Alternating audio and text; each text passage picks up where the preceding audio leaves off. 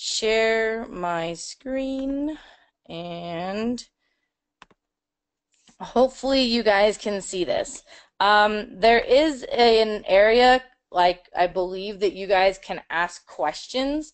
Um, it makes it look like that on my screen at least. Please, by all means, whenever, I'll try to stop and have a moment where we ask some questions.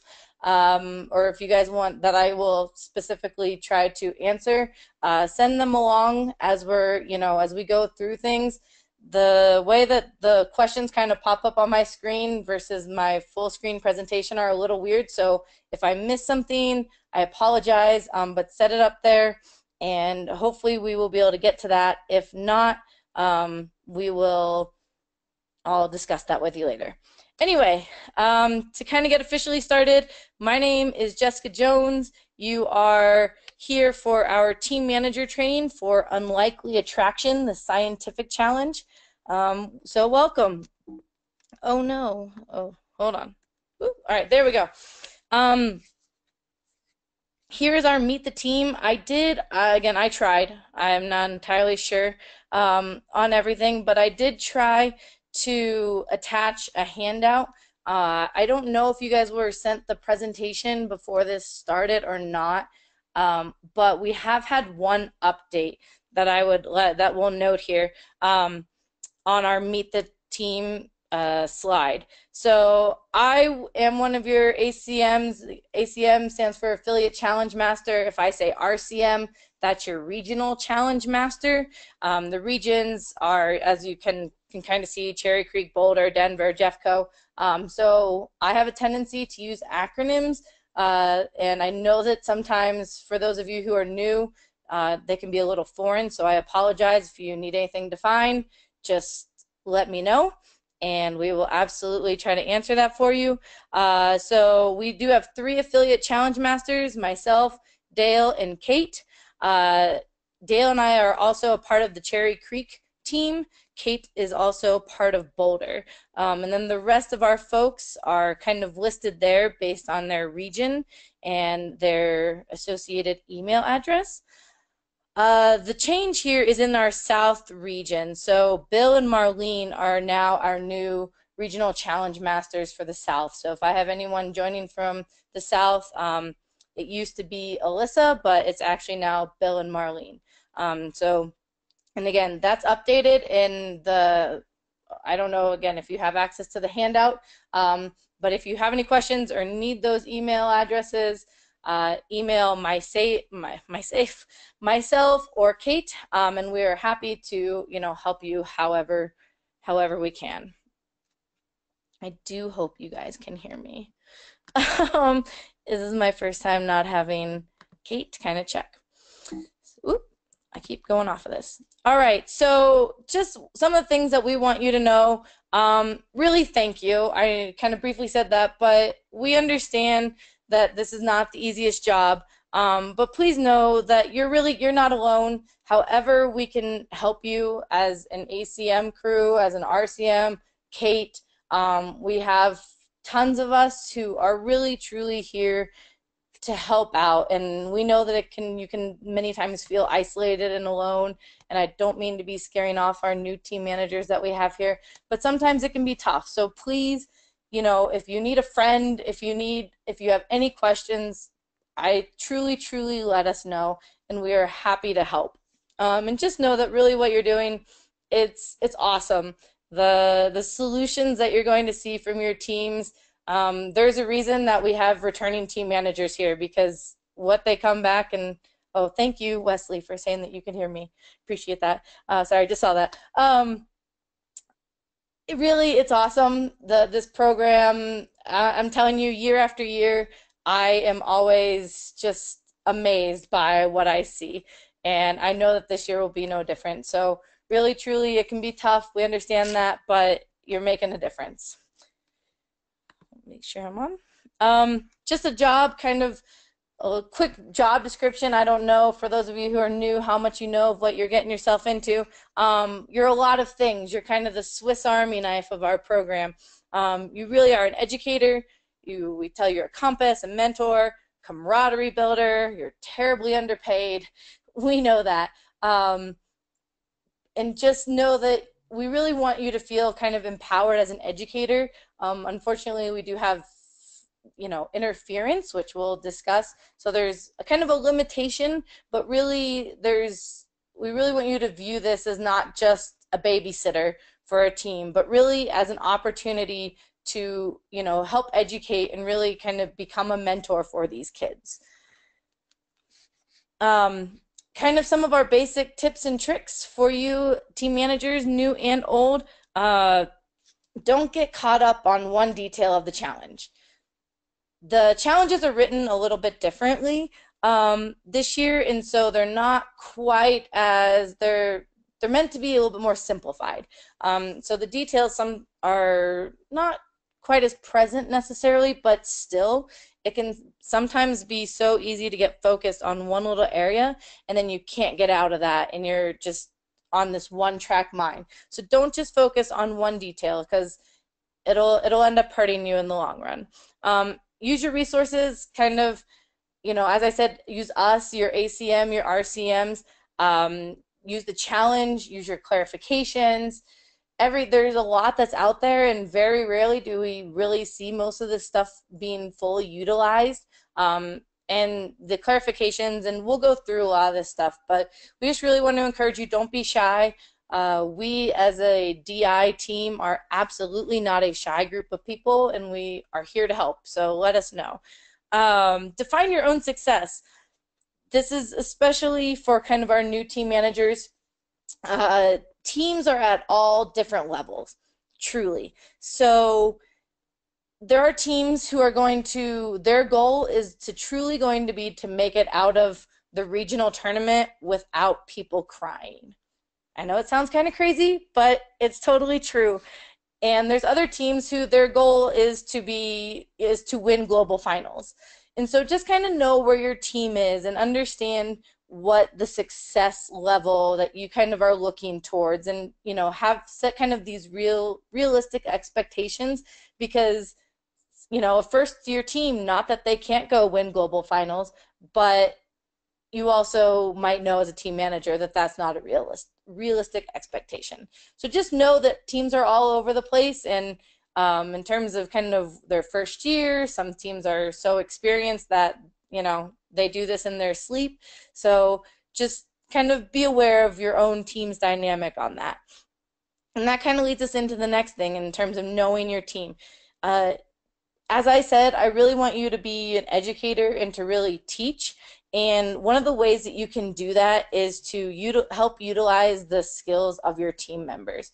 Now, as kids get older, they know many times what they're good at and what they like and care about. But sometimes, especially in the younger kids, it's, you can kind of identify the person who is the leader, the one who's the artist. Not that they can't be the same. But in different, who is there a musician? Is there someone who is a great writer? Whatever it is, utilize those skills and not only kind of help the students and the kids bring those out in their in their presentation, in their brainstorming, but also if you can help kind of use the kids to teach each other, because really one of the one things is that there's so much talent within all the kids, and really and our goal is to kind of really try to pull that out of them the best that we can. Oh, there we go. Encourage team members to teach each other. This is the next thing there. Understand that tears may be shed. I'm telling you, it doesn't matter how old you are. I've had a team all the way through. I graduated high school, and I don't think there was a year that people didn't cry. So, and we had been together a long time. So just know it's okay. It happens. You're not alone. And capitalize on your instant challenges.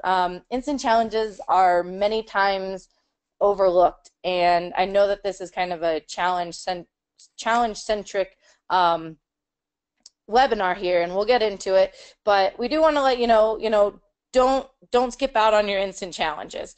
They can really teach a lot. You can kind of go through a role distribution. It's a good exercise in having the kids, where are the points? Is the point, to have your building be the tallest, or are you going to get more points for the skit about the building? And just being aware of where those points are, it absolutely helps with the teamwork. And again, kind of utilizing those skills. Are some people better builders? Some people are better at, doing the script writing, whatever it is for that challenge. It's a great way for you to kind of teach some skills and kind of put things in front of the kids without there being interference.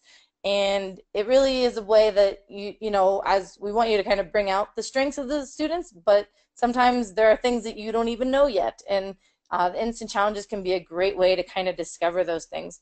And not only is it a great tool, oh, it's not on my next slide, sadness. Not only is it a great tool, but really instant challenge is 25% of your total score. And I'm going to tell you, every single year there's at least one tournament, sometimes at the state tournament, that there is a team that, does not win that I would have expected to have won based on their central challenge performance. And that's because they've bombed instant challenge and they don't move forward. And so it's something that just should not be overlooked. I believe this is one of my later slides, and I'm getting ahead of myself. But just know that it's a great tool, but it's also a critical part of this organization on its competitive level. And it really it can be very much a make or break. So it's not something to be taken lightly. So not only is it a great thing, but yay, practice. So creativity, this is something we were kind of a little bit kind of on the train last year for, and I left this slide in here. Just know that, again, it's going to be messy.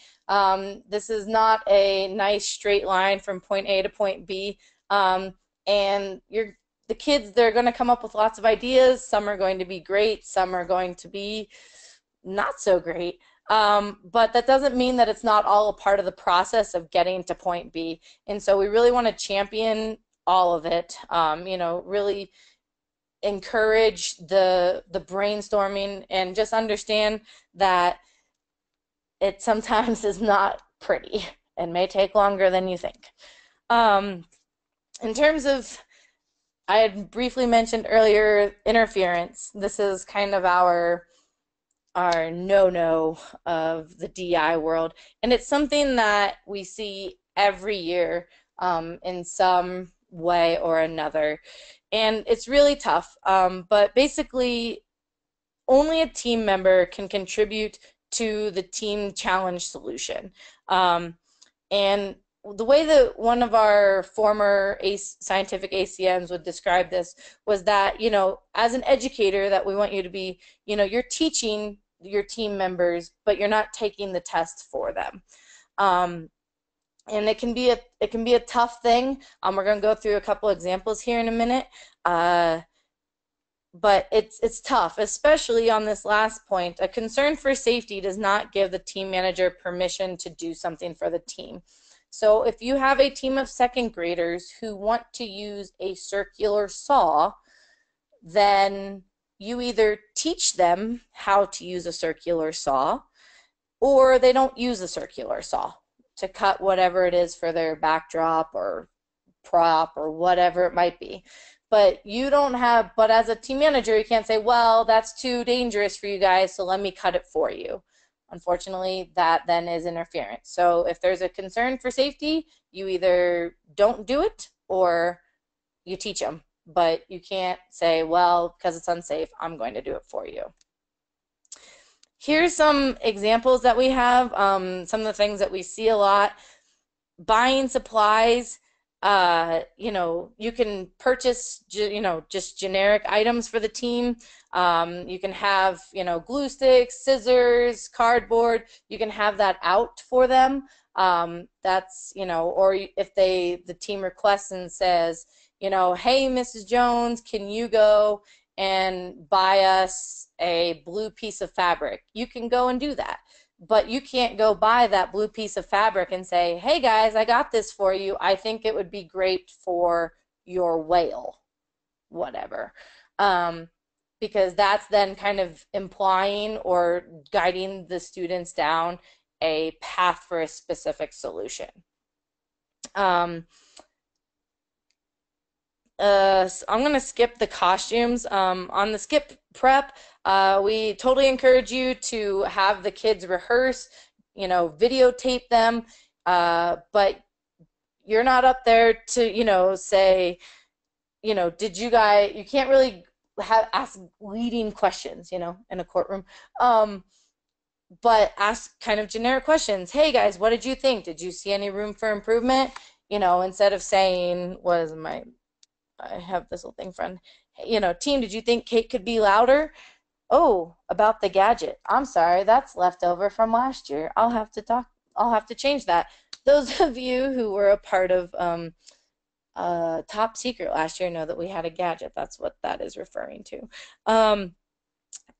So we absolutely want you to help the kids rehearse and, see themselves. That really helps when they can see themselves before the day of the competition. And the use of cell phones and all of our cameras have made that super easy. But again, got to try to keep with the generic questions. Using tools, exactly what we just discussed. Sets and props. All right, we're going to go back to the costumes. I know that this sounds like a silly thing, but this is probably what we see the most.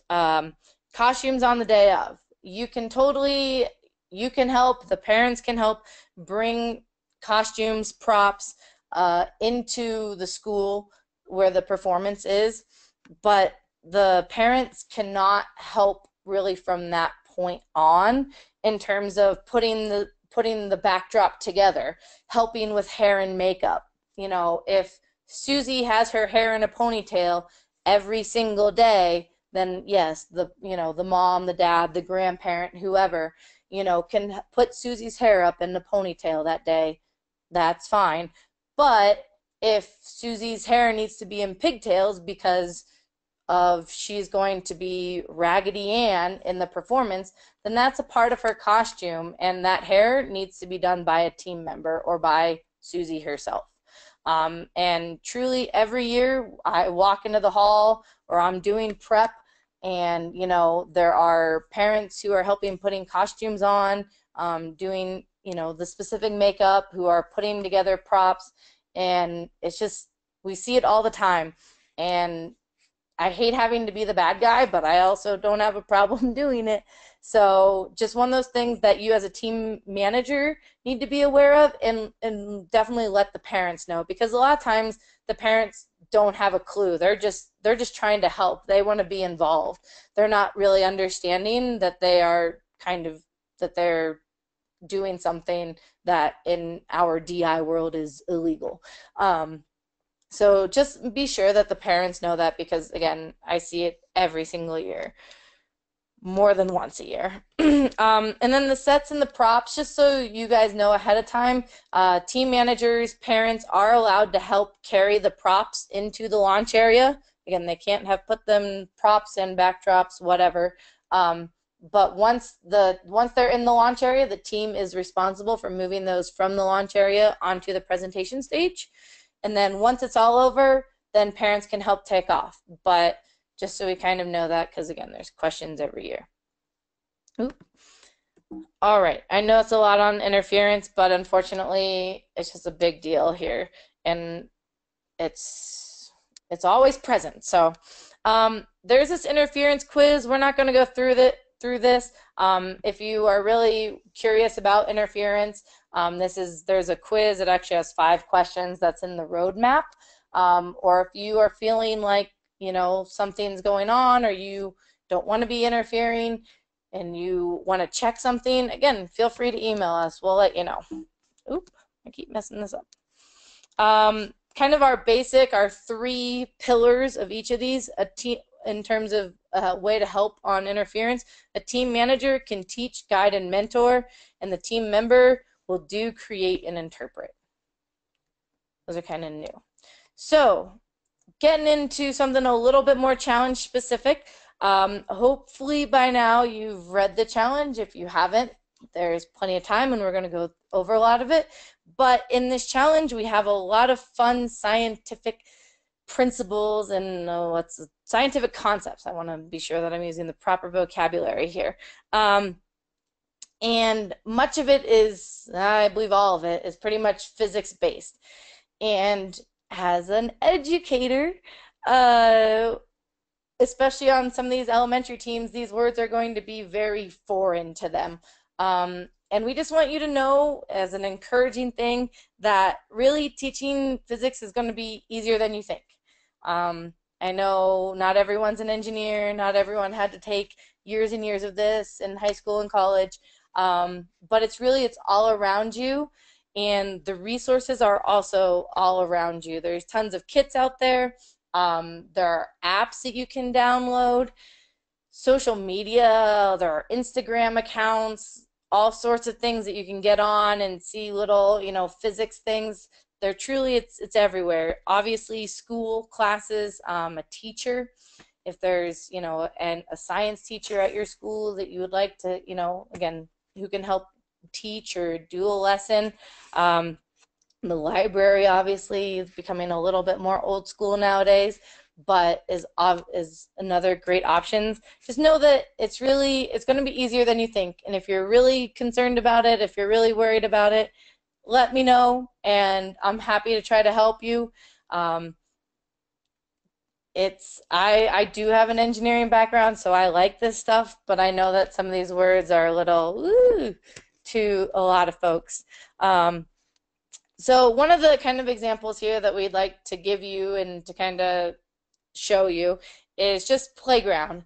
You go out to a playground on any school, and pretty much everything there is going to be driven by physics. Here are 3 basic examples with 3 of the principles that are noted in that table. You have oscillation with the swings, angular momentum with the little merry-go-round. You have a lever with the seesaw, the teeter-totter. Is that right? Teeter-totter? Sounds weird now when I say it. And those are honestly just one of the principles, because every single one of those would actually have more than one. Those are not solely, that's like oscillation is not the only thing associated with swings. That's just one thing. But it's just kind of a way to show you that it's very present, and it's very easy to just get outside and find a simple, these are considered kind of machines, and have an easy physics lesson. We're not expecting crazy equations or anything insane with this. But we just want you to know that, again, we understand that some of the words, some of the concepts are a little overwhelming. Don't be afraid of them. And if you really, there's so much out there. So, time management, it can be tough, especially for our newer teams. It is going to be February before we know it. Definitely practice, starting now if possible. Even if you guys aren't getting totally into the challenge, just getting the team together, start reading the challenge, start doing instant challenges. It will absolutely benefit you, here in the weeks to come, because again, the challenge or the tournament season is going to be upon us in the blink of an eye. And yeah, just know that it's okay that if everything is not nailed down right away, everyone's great at changing their minds, and I say kids, but so are teenagers. And just know that it happens, but that's why it's best to have an early jump on things. We do have like a sample practice here. Start with, maybe a game if you're a new team manager, to try to observe the kids, kind of get them comfortable, excited to be there, nerves settled, just kind of get them a little bit focused, work on the challenge for a little bit, a break, a snack, and then we always, again, encourage an instant challenge, even when the craziness of Central Challenge takes over, because don't forget, it's important. So Eat Sleep Central Challenge. Before we get kind of into what I assume most of you are here for, and you guys are thinking I'm wasting your time so far, and we get into the unlikely attraction documentation here, does anyone have any questions for me? Um, I want to be sure I give you guys an opportunity and maybe break up anything. No, no. Okay. Well, then I'm going to take that as a good thing. Again, feel free to ask a question at any point. And all right, we're going to just keep going then, because as you hear, I talk a lot. So we'll try to get through this as quickly as possible. Read the challenge over and over again. It just, you can't read it too many times. Oh, I say that on this slide too. And we absolutely encourage be sure that your team members are reading this as well. It really will help to even read it out loud at practice. You can have different kids read it at different times. Some people, absorb it by reading it. Some people absorb it by listening. And it seems like there's always going to be some little detail every time. So definitely at the beginning, be sure that you're coming back to the challenge every single practice. It really, because it's just too easy to let something slip through. So getting in here, the basics.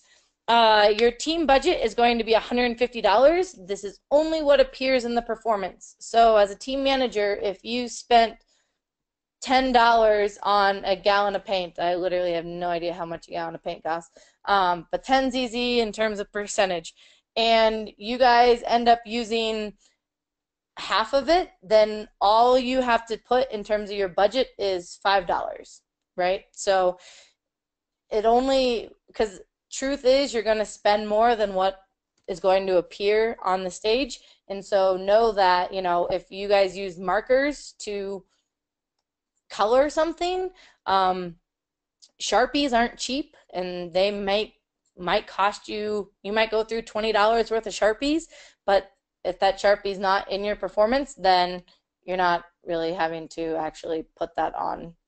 I know it's kind of a weird thing with the paint. That's probably a bad example. It's a terrible example, actually. But hopefully you kind of get the idea of it's just what is in the performance. Your time limit is going to be 8 minutes. This is standard. This does include your setup. So the team, as I told you earlier, you can move all the props and everything into the launch area.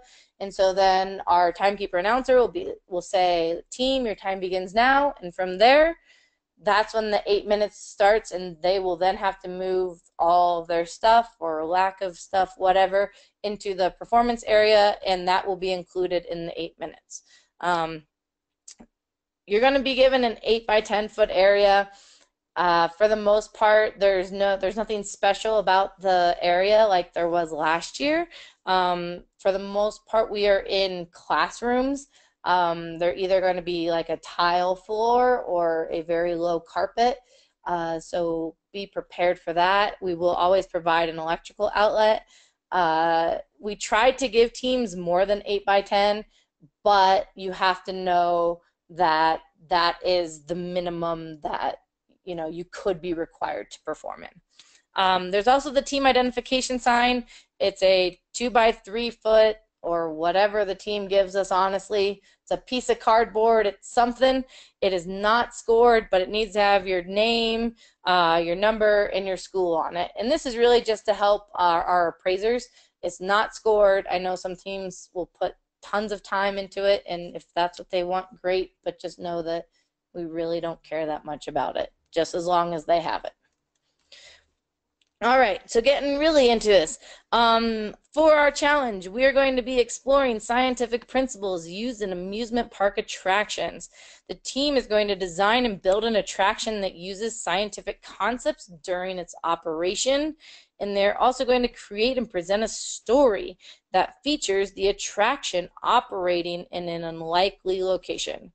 And this unlikely location is going to be portrayed using sights and sounds. Woo! Our special DI vocabulary here.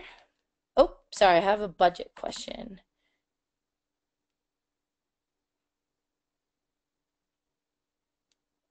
Okay, I don't know if you guys can all um, see this. Kim asked us, you spoke about Sharpies. This was a terrible example. I'm sorry. If you use a Sharpie to color the background that is used in the performance, the Sharpie cost should be included, correct? Technically, yes. But I'm going to tell you that very, very rarely do we see that. And really, for the amount of Sharpie that would actually need to be used to color something of a large scale, um, that's a lot of work, and teams tend to just paint.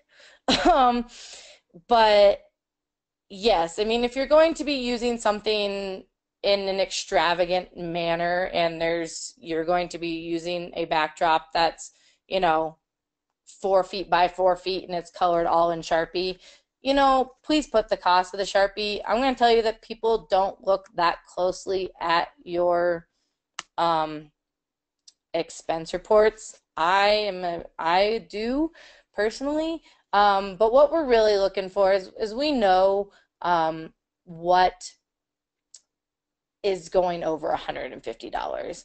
Um, and if you'd like to include the cost of a Sharpie, please by all means do. But and if we're gonna get down and be, super nitpicky about it, then yes. But if you're just going to write a word, if you have a piece of cardboard that you write the word team on, and that's written in Sharpie, then no, that's inconsequential essentially. But again, if you're going to, I would say almost like replace paint with Sharpie, then go for it. But for the most part, that's not going to be too much of what we're concerned about. If you make it to global finals and you have a dollar or two to spare, I'd probably write something about it. But really, again, we're looking for the big pieces. We, as people who have done this for a long time, know what solutions are exceed the budgets. We have this rule because I'm going to tell you as a personal, I know we don't like these personal anecdotes and these things, but I competed against a high school that the parents had a lot of money and they literally had an entire storage unit where they would just buy things and put it in their storage unit for years and years. They just collected. And so the kids got to claim everything as garage sale value, even though everything was actually super nice. And so they had these solutions that were, really would have cost any other team $400 or $500, but they got to, they claimed it as garage sale value because they had it already. And so that's what we're really looking for. So, and that's really the point. And the idea of the budget is to make things fair, right? So, because not all teams are coming from are have the financial luxury of, of having a surplus of money. And so we want to be sure that $150 that that all these teams can pretty much produce the same solution and or it's just to keep the playing field level. I know I'm doing a horrible job with my words right now, but that's really what it is. It's to keep things level because not everyone is coming from the same kind of background. So again, if you're going to use a crazy ton amount of Sharpie, then yes, I would like to see it, and that would be the correct thing to do. But if you're just going to write a word here or there, color in a heart, don't worry about it. Hopefully that makes sense. Thank you for asking. I appreciate it. Um, all right, back to our vocab. Unlikely location. Any place real. All right, I'm going to stop myself. This is probably the most important definition that we're going to go over, and we'll get to it eventually, but you're going to see me say this same exact thing probably 4 or 5 more times. But an unlikely location is any place, real or imaginary, where amusement park attractions are not usually found. I know it sounds silly to emphasize that, but it is. But at the end of the day, if your unlikely location is not unlikely, you're going to receive zeros in 6 categories. And then it is going to be unlikely that your team does well. So, and again, we'll get into that a little bit deep into that a little bit more, but if you take nothing else away from this, please know that your unlikely location is someplace where amusement park attractions are not usually found. What is an attraction? An attraction is any team-created device that operates using at least 3 scientific concepts during the presentation. We will define those scientific concepts here in a minute. And now we're actually going to define scientific concept. The scientific concept is one or more rules and or natural laws that describe an action or mechanical process. These are all your definitions, complements of DI headquarters. Visual design, the use of imagery, themes, colors, shapes, other methods to create a physical appearance. Pretty much, is it pretty? Technical design. Now, for those of you who have been with us before, I would like you to kind of note the difference. These are our technical design and technical innovation definitions are well, they're different this year. Technical design is going to be the result of a plan for carrying out or accomplishing a task, whereas technical innovation is going to be more about the creative methods that are used for operating the attraction. So essentially, design is going to be the result. Did it work? Yes or no? That, you know, it's the accomplishment, the result of accomplishment. And the technical innovation is on the more of, well, I don't want to use the word design, but the innovation is on how it's built and the methods used to create the attraction, not as much if it actually works correctly or not. Can I? Yes. Natasha, it also, I don't know if you guys can see the handout. I tried to attach it as a handout, but yes, I absolutely can email this. So those are kind of our big vocab words. So for the first part, our story. Create or present a story that features an attraction operating in an unlikely location. There in bold is that thing I'm trying to preach, but be sure that the story does feature the attraction operating in the unlikely location. I know we're going to kind of separate these out, but they all fit together too. The story may be set in multiple locations, but only one of the locations is going to be noted on your tournament data form and will earn points for the unlikely location. It can be during any time period, and those are things that it may, and it must show the impact of the attraction, the story must, including the operation of the attraction on the unlikely location. Kind of a lot there. Hopefully we're good. So again, story, attraction must operate in the unlikely location. The attraction must have an impact on the unlikely location in the story. Hopefully we're all good. For the in terms of the points for our story, you are going to earn creativity. This is pretty standard in the scientific world and for story points in DI. In terms of, and then you're also going to have points for clear and effective storytelling. Clear and effective storytelling in the DI world means that the story has a beginning, a middle, and an end. So you have 8 minutes for your presentation. If the skit does not finish in the 8 minutes and time is called, your story will not have an end, and you will be marked down on the clear and effective storytelling. So just kind of a note on that. That is how we define it And it sounds kind of like a simple thing, like a duh, but um, it's one of those things that it's not always as clear as you might think it should be. And then the other thing you're going to earn points for is the creativity of the attraction's impact on the unlikely location. All right, the attraction. For the attraction, you're going to design and build an attraction that operates live during the 8-minute presentation. We will not be allowing dramatic simulations. I like that, dramatic simulations, or pre-recorded demonstrations. So it does have to happen in front of us during those 8 minutes. Can't be something that you record and then show us a video of later. It's going to need to use 3 scientific concepts. 2 must be selected from the table that we're about to show you. The third one can also be from the table, or it can be something not found on the table.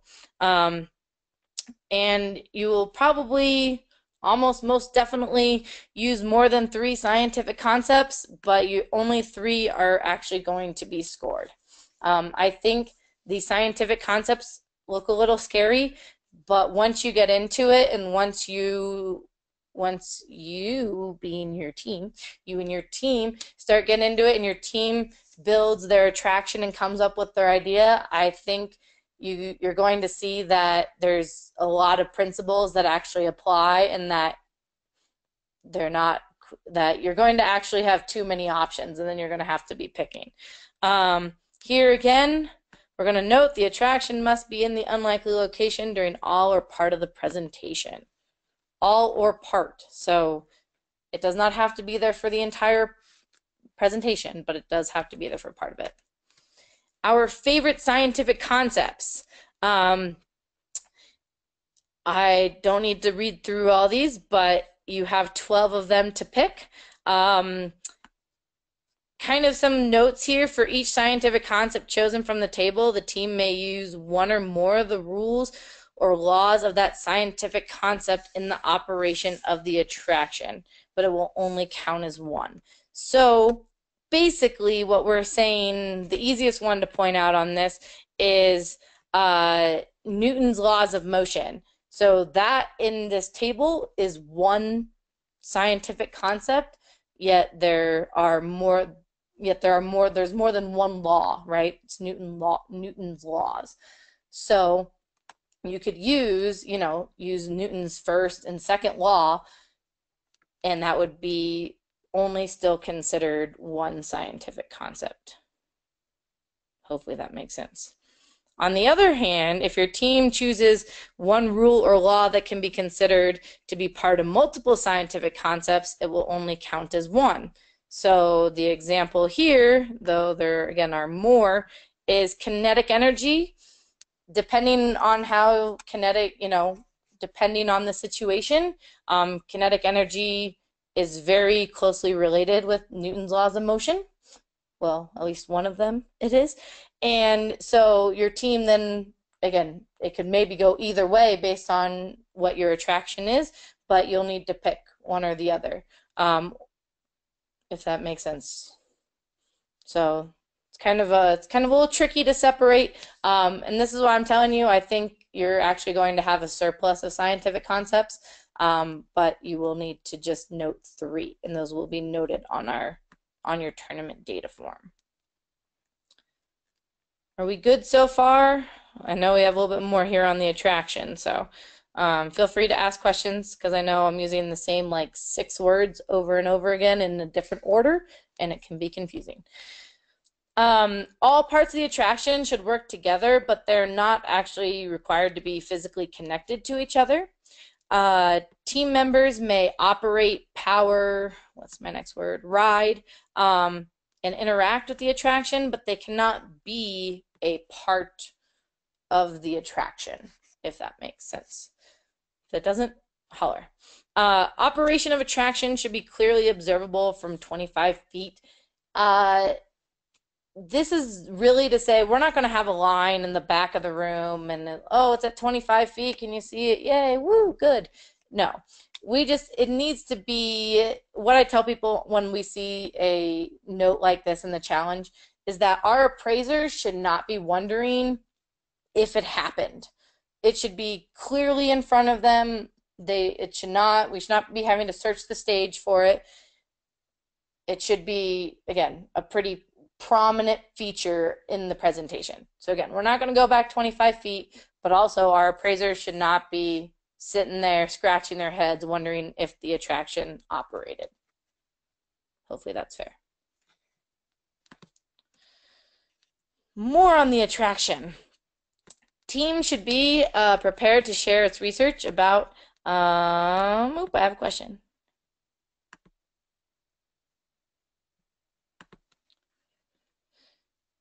All right, Kim asks, can you explain what work together means in a little more detail? Does this mean at the same time? So this is one of those typical DI, if it doesn't say you can't, you can kind of thing. They do not all have to work at the same time. It can be sequential if that's the way it works, because you could have like a Rube Goldberg machine in, kind of deal where things happen one after the other. So it doesn't necessarily need to be where you have cog wheels all moving and the whole thing is one solid unit. But it needs to just all, essentially what we want is we don't want an attraction that's split up kind of that's happening in three different parts of the stage, as an example, maybe, where people are trying to give an example. It's hard for me to give examples without interference sometimes. So basically the idea is for it to be, I'm trying to think of kind of on a playground what would be an example, but of course I'm blanking. So we a lot of times have rules in DI, or we'll have challenges where everything has to be touching. I missed the global finals because of something that didn't touch. And so one of the things that we kind of point out at this time, because again, we've had people who have done this for years and years, is that they don't all have to necessarily be all together. But I know that I'm making no sense. I'm aware of that. I'm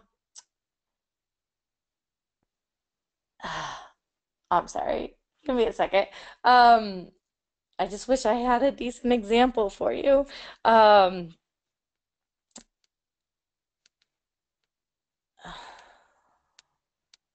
just totally failing right now. Basically, whatever the attraction is, we don't want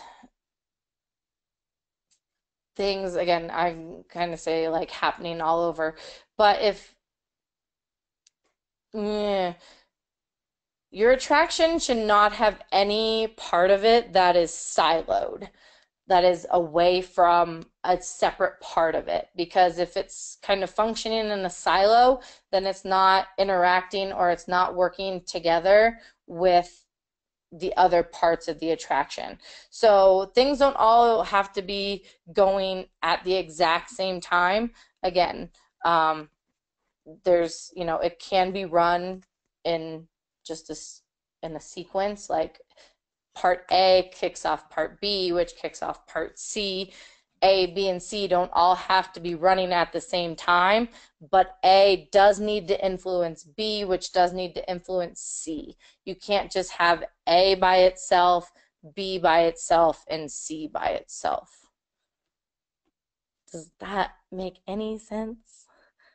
I'm sorry, Kim. I'm just failing on words right now.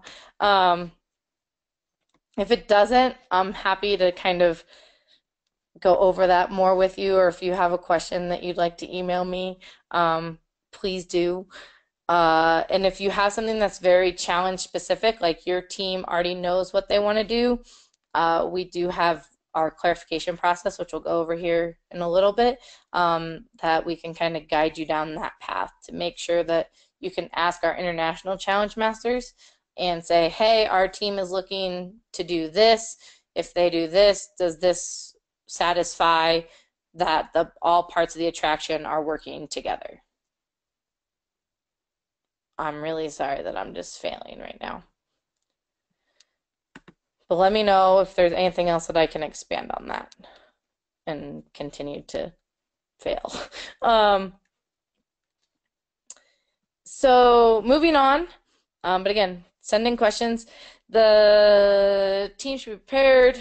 So essentially, our appraisers are going to go up to the kids after the performance has ended.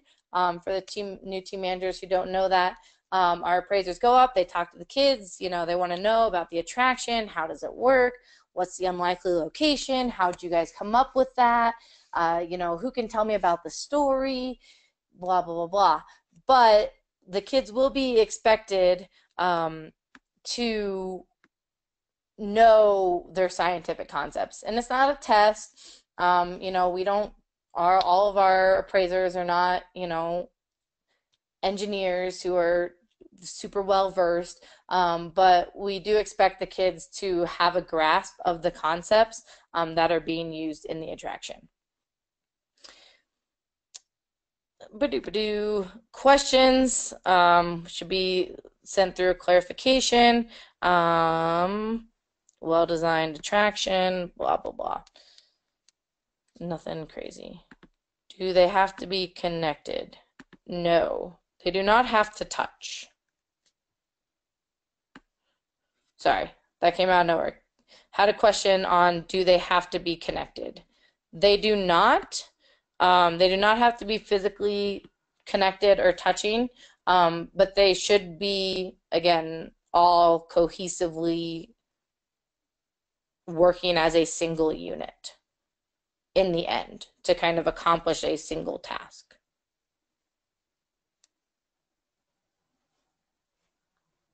Hopefully that helps. If not,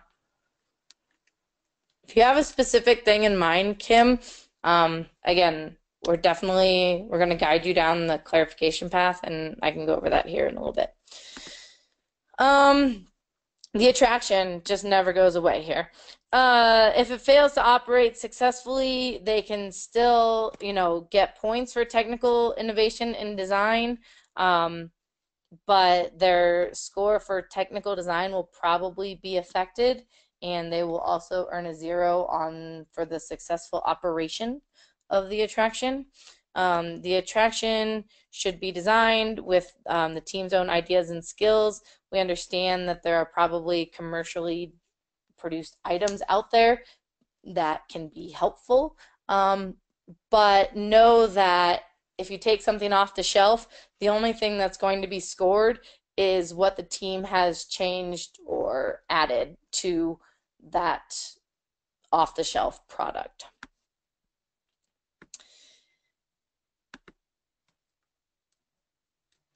In terms of the points, we kind of briefly mentioned this. It does need to successfully operate in the unlikely location. So even if it successfully operates, but it's not in the unlikely location that it operates, it will still earn a 0. So that makes the unlikely location very critical. Each scientific concept successfully used is going to score you 5 points. So you'll either get a 0, 5, 10, or 15. The visual design of the attraction, so how attractive is the attraction. And then technical design and innovation, which we had defined earlier, are going to be where you're getting points for your attraction. So if it is not located in the unlikely location at some point, I know I keep saying this over and over again, the team will earn 0 points for the creativity of the attraction's impact on the unlikely location and that successful operation that I just noted. But note that here you will also be earning 0 points in the story section as well. We're brutal on some of this. The unlikely location. The unlikely location must be visibly and audibly represented. Visual representation, pretty self-explanatory. Sets, props, backdrops, scenery, anything you can see. Auditory, any sounds. It's pretty as basic as it comes.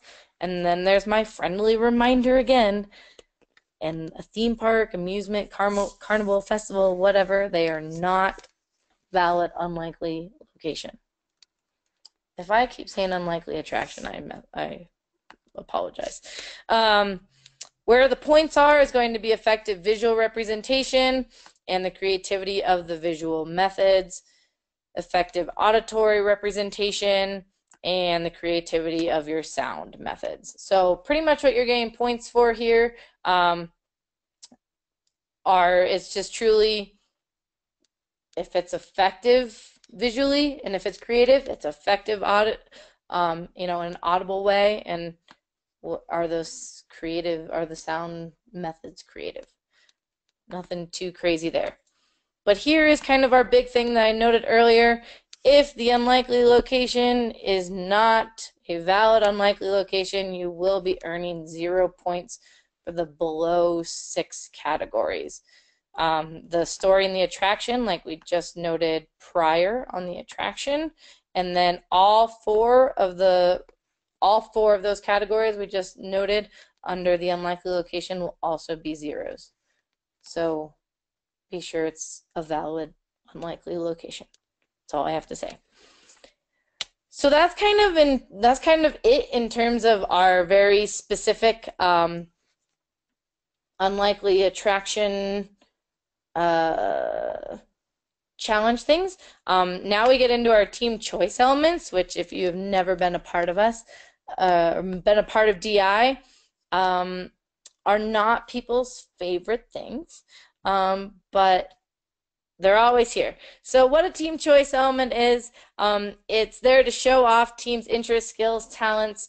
They can be pretty much anything: props, music, gadgets, physical actions, and you have to have 2 of them. And you cannot double dip, which is not quite as, I'm not quite as concerned about on this challenge, but what that means in terms of double dipping is that if you have something, actually probably our biggest concern for this in terms of double dipping would be for the unlikely location. So in terms of for the visual representation, many times what a common team choice element is artwork. So if a team designs a backdrop and they want that to be their team choice element, that is fine, but know that that backdrop will not also be scored for the visual representation of your unlikely location. Same if you want to have a musical piece, someone's a trumpet player. If they want to play the trumpet as part of, as a team choice element, that's fine, but that will not be considered any kind of sound representation for your unlikely location. So that I was wrong there. There are ways where we're probably absolutely going to see people try to double dip. So just know that our team choice elements, both of them are scored on creativity, originality, quality workmanship and effort, and then integration into presentation. Note that these team choice elements account for 15% of the total score.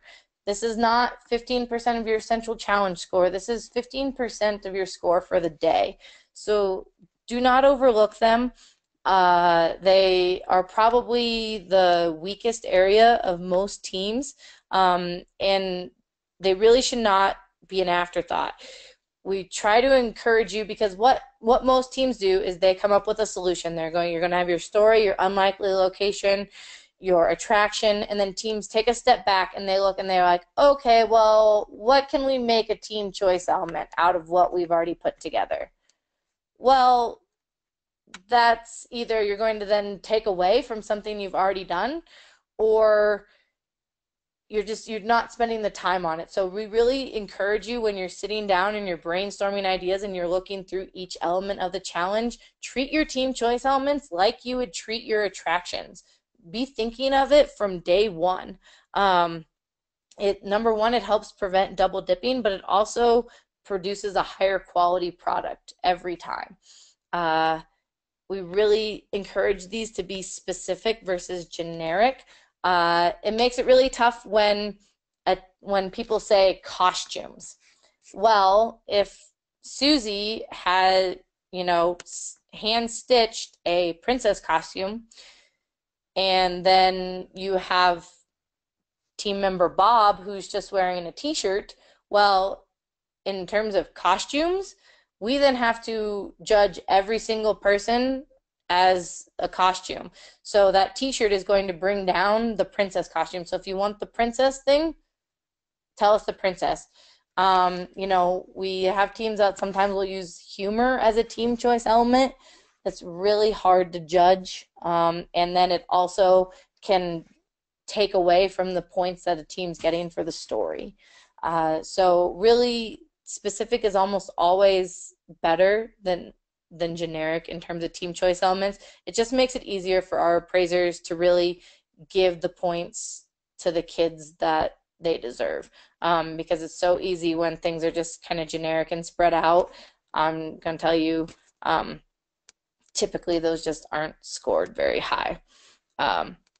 Focus on where the points are, kind of as we said above, creativity or quality integration. What we tend to see is teams that will have 2 of these be pretty strong, and then the third is just either non-existent or very minimal, and that really brings down a score. So really focus on all 3 of those, focus on them early, and be specific, and you will do well with your team choice elements. Here's kind of an overview of what we've said. Instant challenge, 25%. Team choice elements, 15. Central challenge, 60. Whoop. And here is for the breakdown of your central challenge. Your unlikely location is going to be 25%. Attraction is 45%, and the story is 30%. And then here is what is in your well, this is pretty much all in the challenge, but so you can kind of see a breakdown of the points. We kind of noted each of these, but if you want to kind of see the number that's associated with all of them, then here it is. Here also it's a little different with the challenge this year. Technical innovation, technical design, and visual design, those are all like defined in the point section. So we went over them here, but that's one more place where you can find them.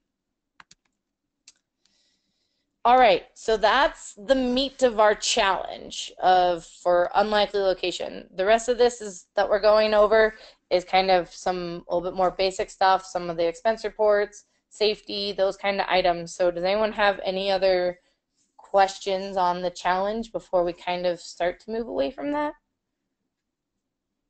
I know you guys must be sick of hearing my voice. I know it's tough on these webinars. All right, well, I'm going to move on. I don't see a question at the moment, but I will definitely stop and come back to anything if you guys put it in the little box.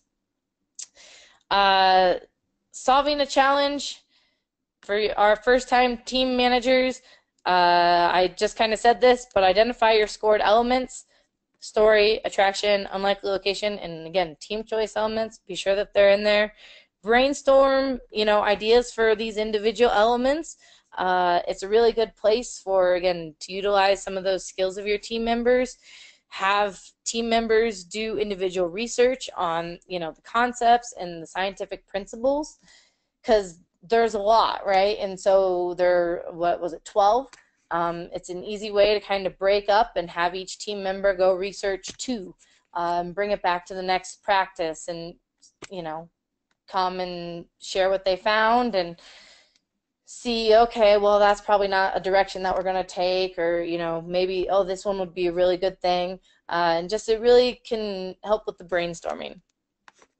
Different combinations. Again, creativity, it's going to going to be messy, but definitely, look at if a lot of these are very intertwined to start with, but kind of see if you can mix and match the different, ideas that the team members are bringing to the table and try to go from there. They're quickly going to turn into building sessions from brainstorming.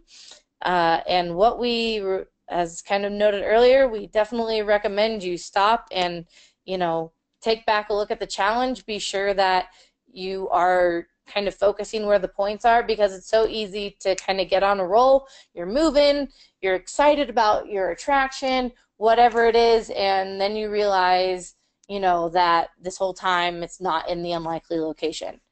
So it's easy to kind of get away and kind of think you're on this one track mind, but definitely come back, always touch base, and it's really going to help you out in the long run. We say that the solution will probably always be in draft mode, but as a team manager, try to create a deadline for the team to kind of be finished, because you don't want the Friday night before the tournament to be the first time that anyone's ever tried to rehearse. So, if it's a week, if it's 2 weeks, go through a rehearsal, do, a, you know, a quick run through, and you'll find things, little, things here and there that need to be changed. And so we understand that, even if you move on from the regional tournament to the state tournament, that things are probably going to change in between that. But try to create a deadline for the team to have at least a very, a final-ish draft due, so that you can then kind of go from there and only make minor tweaks. Because if you're trying to change big things near the end, it typically does not end well. As I said, rehearse. Time limit issues. It all depends on the team. Some teams can use every second of the 8 minutes, and some, especially our younger teams, they get so excited and they finish in 2.5 minutes.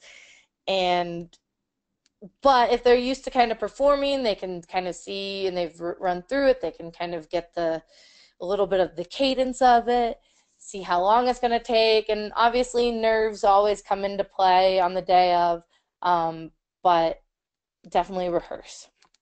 And then once you've done all that, the best part, filling out the paperwork. Can we hear the dripping sarcasm? Paperwork. This is not fun, but it is absolutely necessary. You are going to have to bring a tournament data form, a declaration of independence, an expense report, and your team clarification. So your tournament data form, if you are an elementary level team manager, you may type up the forms or handwrite the forms, but they need to be in the words of the team members. But we just tend to prefer an adult's handwriting to some of the kids. So you are allowed to do that, but again, it does need to be the kids kind of telling you what to write. Middle and secondary level teams, they absolutely need to be filling out their own. Please bring 5 copies of that. Please bring 10 copies of it. You really cannot have too many copies, or put a set of paperwork with 2 different families, so that, because it always seems that the one person who is running late or had car trouble is the one that has the paperwork, and filling out paperwork on the day of is not fun. Bring your Declaration of Independence. You need to have 2 copies of that. We're going to keep one at Central Challenge, and then one will be for your Instant Challenge. 1 copy of your expense report, and then your clarifications, which we'll get into. And again, bring extras. This is really for the paperwork. This is your team's chance to direct what you want the appraisers to give you points for. But please make sure that they're clear and precise, clear and concise, either way. We definitely want information, and we don't want 2 words, but we also don't want a novel. The appraisers really don't have a lot of time to go through and read read your tournament data forms. So a few sentences here and there. We're going to give you a couple examples of paperwork. but we don't want novels, we don't want extra attachments. But this is really the place, again, that you guide what the appraisers are going to appraise. If you want points for it, it needs to be pretty much on that form in some way or another. Here's examples. We're not going to read through this. This, if anything, is maybe on a little bit of the long end. But this is an example from 2014, 2015 of one of our secondary level teams. This team won global finals for what you see there. So a little long, but again, it's not a novel. It gives us a lot of information in 2 to 3 sentences. And then a second example on team choice elements. This was from 2015, 2016, and this team was also a secondary level team that came in 5th at global finals. So these teams know what they're doing, and these are just kind of examples of, so you can see the level of detail that we would like to see without, getting too wordy. And if you need more examples, I'm happy to give them to you. I have so much paperwork. Expense report materials. I know that we talked a lot about this, so we won't stay on this too long. Some of the exempt items is probably one of the biggest things. Normal clothing. So if your team, if they're not going to come in costumes and they're going to come in jeans and their tournament t-shirt, that's fine. That does not need to be a part of the of your cost or of your expense report. But if they're going to be making any kind of costume, any addition to the t-shirt, if they're going to be putting signs or whatever, then that needs to be added. But if they're, because we do have a lot of teams that'll come in just wearing t-shirts and jeans, and so the normal clothing, your everyday stuff, does not have to be included. The other stuff is stuff that can be found in a classroom: computers, AV equipment, so if you have projectors, musical instruments, safety equipment. I don't always know what safety equipment means. We do have a published clarification for our challenge, and it's actually for almost every challenge under the rules of the road that notes the exempt items a little bit more clearly, or it defines computers a little bit more specifically, as more and more things are kind of popping up with Arduinos and Raspberry Pi and Lego Mindstorms and all those different things. It's not just a laptop anymore. So that is a little bit more defined, and that is in the rules of the road. You still need to, put your items on the expense report, even if they are exempt. So just because you're using a laptop, please put it on there. You can just write exempt beside it. I think we might even have an exempt category nowadays on there, but it does need to be there. New items, should be listed at the value. Obviously, don't include tax or shipping. Even if it's donated, it still does need to be listed at that, at the price. We kind of talked about the half a can of paint, piece of a PVC pipe. Used items, assign a fair garage sale value. Back when Lego Mindstorms weren't really kind of under the thing, there was a challenge, and people were claiming that their $300 Lego Mindstorm was $5 because it was garage sale value. Okay, that's not fair. We know that. So really, assign a fair value, and we're not going to be super picky on a dollar, but or here and there. But if something's obviously an expensive item and you're claiming it for $2, then we're going to have to go through and kind of discuss that. Trash, anything that's really considered under $1, newspaper, cans, egg cartons, that is considered trash. I believe there is a trash section on the expense report as well. So please note those items, but they do not have to be counted in your cost. Safety.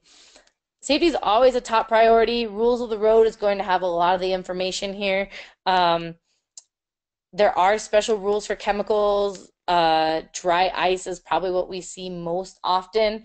It is allowed, but please note that there are certain things that need to be done to handle that properly. Uh, no props that look like weapons. I, yeah, there there are rules again in rules of the road that, if it's clearly team made and blah blah blah blah blah, just if you can do anything in your power to steer your teams away from guns, knives, all of that, we just so appreciate it, because we have to tell kids no many times. Even though I know it's a Nerf gun, it still looks very, it can, depending on, we had a team that came in last year with Nerf guns painted completely black. And in a school, it's just, we just can't allow it. So this is not a challenge that necessarily, last year our top secret was a little bit more, maybe the story was a little bit more aligned with items like that. But please, as a team manager, if we can just stay away from it at all, completely, it would make everyone's life easier. Again, there are some little exceptions, and if you want to read into those on rules of the road, you can, but we just would encourage you to stay away, because most of the time we have to end up telling the team that they either can't use it, or that if they advance that they will have to make modifications. Everyone always has to be wearing shoes or some covering with an impenetrable sole. You just never know what the teams ahead of you leave on the ground. We try to make everyone clean up, but you just never know. So no matter what the costume is, has to have shoes. Just so you know, kind of our appraisers, they are all volunteers. We train them all the same. It's all to be consistent scoring method. And every appraiser is going to have certain elements to score. So, for example, in this challenge, an appraiser might have the story, the visual representation of the unlikely location, and team choice element 1. And those might be the only things that they score. And why we tell you that is because, as kind of I briefly noted earlier, was that the appraisers are going to go up afterwards and ask the kids questions. And so an appraiser might be trying to ask a question about the attraction. Well, we don't want the kids to feel like, if we're, because sometimes they'll be like, okay, hey, who can tell me about the attraction? All right, well, who helped work on the story? And we try to call those things out because that's what they're scoring. And it's not that they don't also want to hear about the attraction if they're working on the story or whatever it is, but just know that, and kind of let your kids know that, the appraisers, they're going to be trying to find what they're scoring. And so to not take it personally if they, don't talk to someone because they're like, hey, well, can you tell me about this? And they're like, oh no, Susie worked on that. And they go talk to Susie. Just so you kind of know that. And can kind of, let the kids know that, because sometimes I think feelings have been hurt, when really all the appraisers are trying to do is to talk to the right kid to be sure that we give you the most points possible. Speaking of that, the goal of an appraiser is to give points. We're really not out here sitting trying to take things away. The goal is to do everything in our power to give points. But we're only going to appraise what the forms tell us to appraise. So again, in terms of the scientific concepts, you're going to get 3 of them on your attraction. So whatever 3 are there, that's what's going to be appraised. Even if there's something else that's awesome, another scientific concept, you can only pick 3. So just be very aware of that.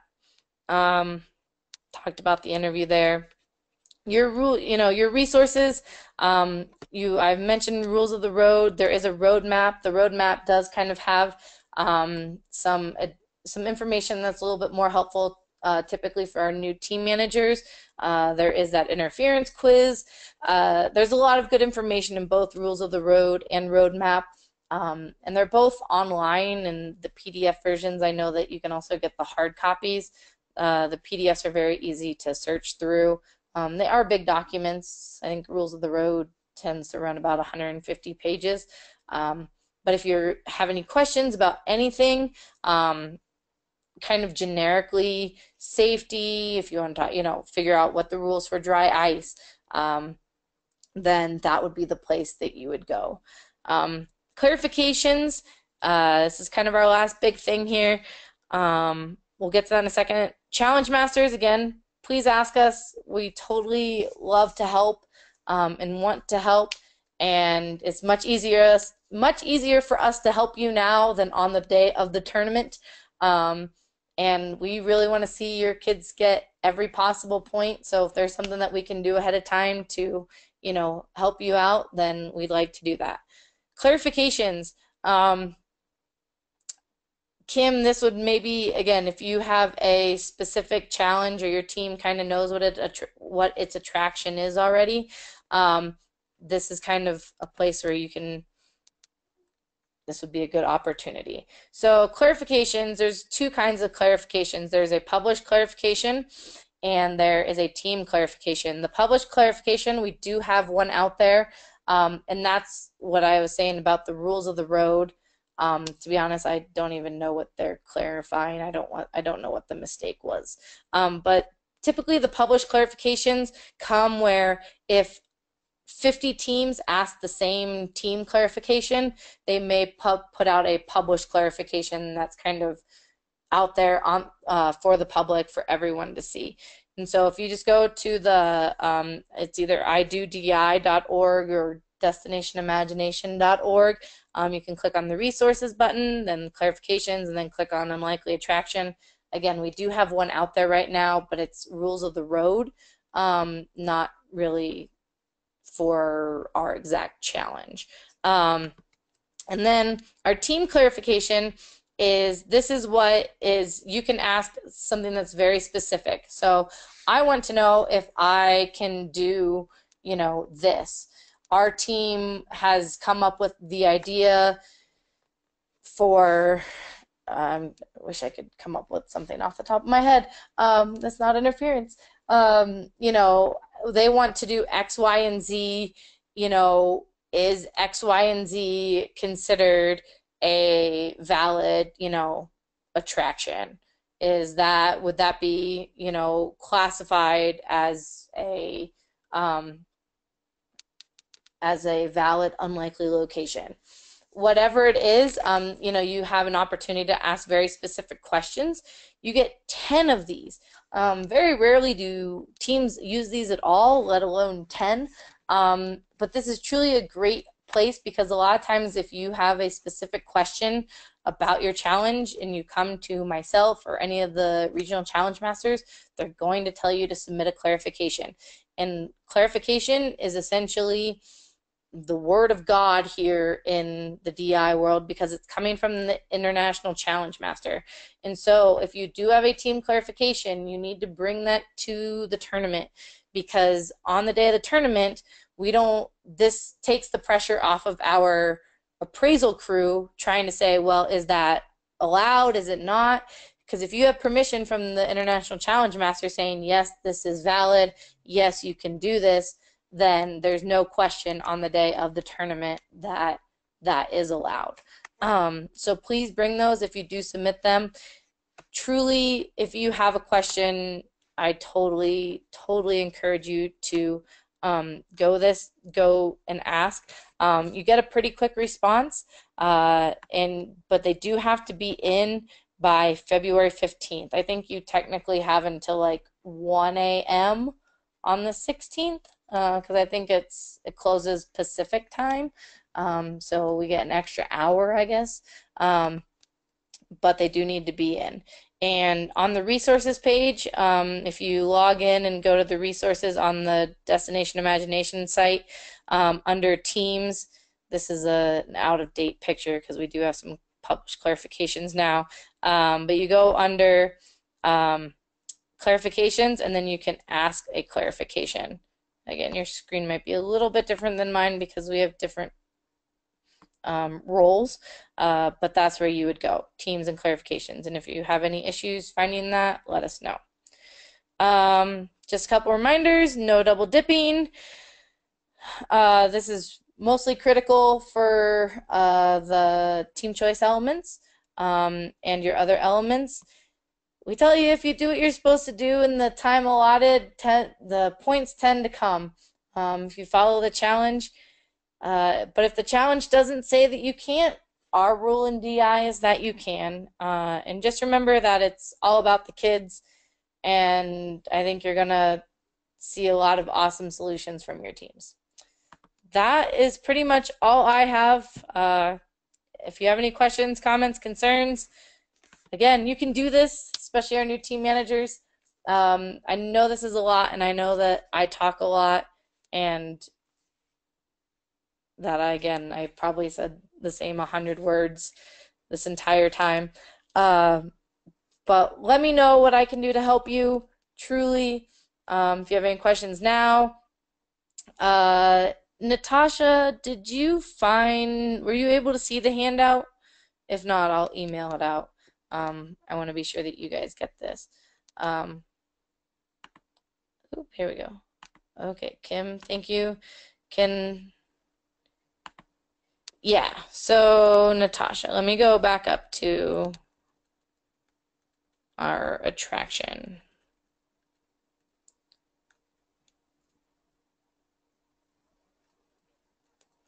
I feel like there was a better... So Natasha's question was, can you clarify the attraction? Does it need to be like an amusement park ride? It does not have to be. Basically, the way that we're defining attraction is any team-created device that operates using 3 scientific concepts during the presentation. Kind of by default, I feel like I'm missing... by default, with this challenge, our mind does go towards amusement park rides. What they, I'm trying to find is it in this thing? Maybe I don't have it here. In the challenge itself, it says, research and explore scientific concepts using the operation of amusement park attractions. These attractions may be rides, games, shows, concessions, or other activities that are typically found in an amusement park. So, yes, that is kind of where the challenge is guiding you towards, is something along that path of kind of, yes, an amusement park. Again, it can be a ride or something else typically found in an amusement park or a carnival, but it does not necessarily have to be a roller coaster. There's a lot that happens. You go to Disneyland or Six Flags or wherever you go, and there's a lot of different things happening there. And one of the things that it even mentions is, concessions. So it doesn't necessarily just have to be a ride, but what it does have to do, if you look in terms of the points, it's probably easiest to just go here. These are the things you're going to be scored on. If it operates in the unlikely location, if it functions using the scientific principles, the design, the visual design, the technical design, and the technical innovation. So those are the areas where it's going to be scored, and that does not necessarily have to be some conventional thing, and really in many ways we hope it's not some conventional thing. We'd love to see the creativity of what the kids kind of come up with. The idea is that we know for the scientific challenge in general, we want it to be scientific, and we want them to explore some of these concepts and learn about physics. And one of the most fun ways for them to learn about physics is with amusement park. And it just, so we hope that they kind of dive into what is currently out there and then come up with some I don't want to say the word attraction, because that's what it is, but some attraction essentially of their own, using what they've learned. Um, and so there's no cookie cutter answer, there's no, it needs to be a ride, it needs to be this. I mean, again, you walk through any of those places and there's a million different things going on. And at the end of the day, as long as it meets those 5 things that you're being scored on, it's really up to the imagination as to what the kids can come up with. But note that the attraction does need to have an impact. Not only does it need to be operate in the unlikely location, but it also needs to have an impact on the unlikely location. So whatever that is, if it's a ride, that's fine. That's totally fine. But it will still need to have an impact. So however they want to go through, but we're guiding down the path of what's typically found in an amusement park. But the fact is that there are amusement parks all over the world, and they all have all sorts of different attractions and different crazy things happening. And so we want to kind of, bring out what the kids would put in their own amusement park kind of thing, even though you can't have it set. Can't be set in an amusement park because that's not an unlikely location, right? I don't know if that helps, but again, what I'm going to tell you then for a clarification, if your team has something for their attraction that they would like to do, and you want to be sure that it's okay, send in a clarification to the International Challenge Masters and they'll let you know. But hopefully that helped. Maybe, I don't know. Are there any other questions? Are there any that I've missed?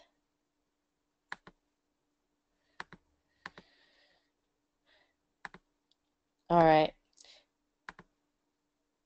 Okay. All right. Well, then, Natasha, we will be sure to get this to you. If I can't send it to you, I will be sure that Kate does. We'll get it to you. I promise. I don't know exactly if I have power. I'm logged in as Kate right now. I don't know if I have power to email you guys or not. But if not, we will have Kate get this to you as soon as possible. So yeah, if there are no other questions, we'll close this out. I'm sorry that I talked so long. You unfortunately probably have the chattiest ACM in Colorado DI.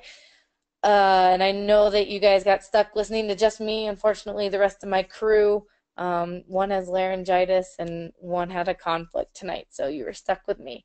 But please email us. Again, I'm going to quickly here put this up. If you need any of our email addresses, please jot them down, let us know, and again, we'll get this sent out to you. So thank you all for attending. We really appreciate it. Anything we can do to help, please let us know. I can't say that enough. I know you think I probably can, and you're like, shut up, Jessica, but we really are here to help. So I hope you guys have a fantastic rest of your night. Have a happy Thanksgiving next week, and we look forward to seeing you and your teams coming up in February and March. Thank you, guys.